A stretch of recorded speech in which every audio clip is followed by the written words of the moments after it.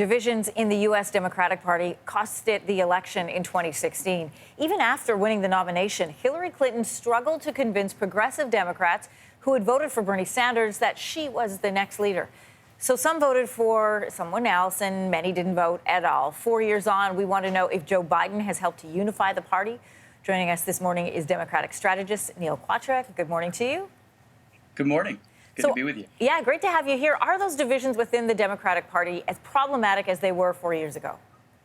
Not nearly as problematic. The Democratic Party, after 4 years of Donald Trump, is as unified and as motivated as it's ever been. I come out of the labor movement. In the trade union movement, we say the boss is the best organizer. And in this case, Donald Trump is without question the Democrats' best organizer in a generation. And I think a lot of those tensions that you saw in the party back in 2016 doesn't mean those tensions don't still exist and won't manifest themselves in policy battles in the future.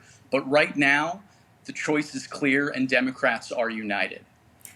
You've mentioned before that Alexandria Ocasio-Cortez embodies what the new progressive Democrats look like. What do you mean by that? Well, I mean, Alexandria Ocasio-Cortez is a once-in-a-generation talent.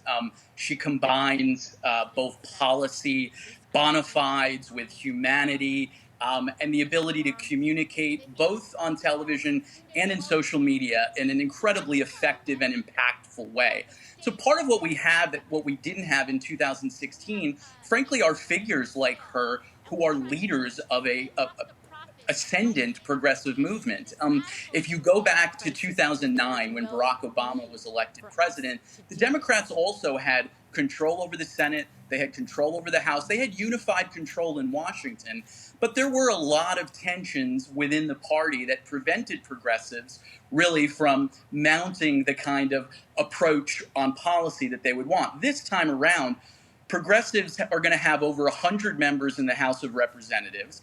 They're significantly more organized and sophisticated than they were either back in 2009 when Obama was elected or even in 2016. So I think you're going to see a much more effective progressive movement, a much more united one. Doesn't mean there still won't be tough fights to have with the establishment of the party, but they're motivated and they're ready.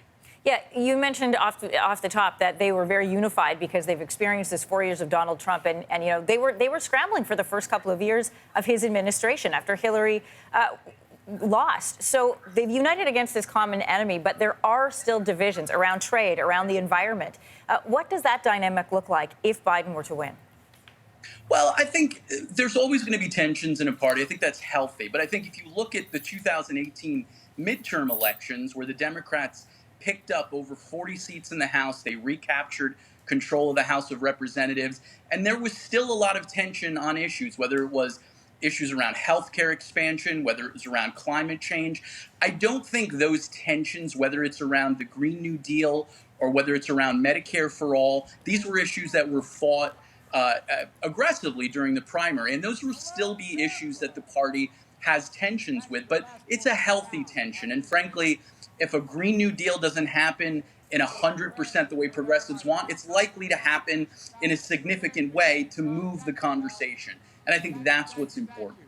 All right, we will have to wait and see what happens in the hours to come. Neil Quatrick, thanks for joining us this morning. Thanks so much for having me.